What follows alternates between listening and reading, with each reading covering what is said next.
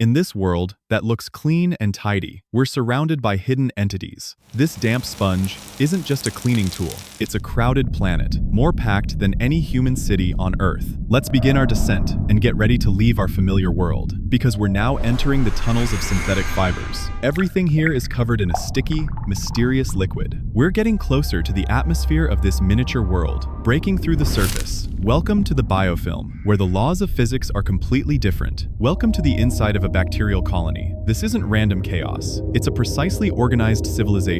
The ground is made of complex sugars that form an infrastructure connecting everything. And those channels are an irrigation and feeding system running through the city.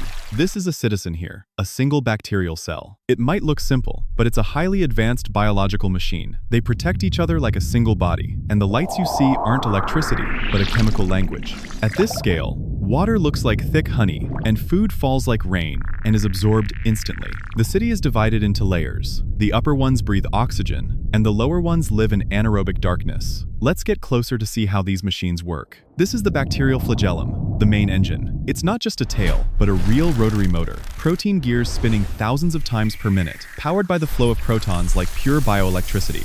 This force is enough to push the cell through viscous fluids, and it can stop and reverse direction in a fraction of a second. The short hairs are hooks for climbing. They pull the cell along, so it can stick to surfaces and set up new colonies. Movement here isn't random, it's a group dance. But the real magic happens inside. We're now inside the beast, in the cytoplasm. The place is crowded and packed, and molecules are crashing into each other violently. In the center floats the sacred code, DNA, while the transcription machines work non-stop to read the instructions, and the ribosome factories build new weapons and shields. Suddenly, the cell decides one isn't enough, so the entire code is copied and a constricting ring forms in the middle. Binary fission happens and a new army is born. 2, then 4, then 8, then 16. Growth here is exponential and terrifying. In a matter of hours, a single bacterium can become millions. But how do they organize this huge number? They talk through quorum sensing. When their numbers are high enough, the air fills with the password, and with a single signal, millions change their behavior instantly. They stop moving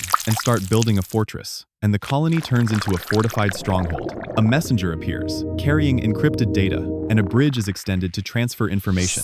A software update is sent to the neighboring bacteria, giving their neighbors new immunity and extra strength. Suddenly, the world changes. A threat comes from above, a chemical tsunami. A drop of cleaner falls onto the sponge. Impact. The front lines are wiped out instantly, and massive destruction hits the place. But the chemical weapon slams into the slimy shield, and the fortress they built absorbs the blow. Deep inside are the persister cells that play dead. By shutting down their systems, they become invisible to antibiotics, while others launch counter missiles to break down the toxins.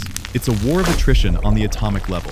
After a fierce battle, the attack fades. The losses are huge, but the colony isn't dead. The sleeping cells wake up, and the remains of the dead turn into fuel for the living. The wheel of life starts spinning faster than before. They repair the fortress to be stronger for next time, and scouting teams head out to search for new lands. Having learned from the attack and evolved, the inner machines never stop. Efflux pumps push out any remaining toxins, and the surface is buzzing with life and motion. Waste from respiration rises like gases, and this intense activity generates biological heat, while the communication network runs at full efficiency in a community with many species and roles. But there are other enemies, viral phages that inject their malicious codes to take over the cell.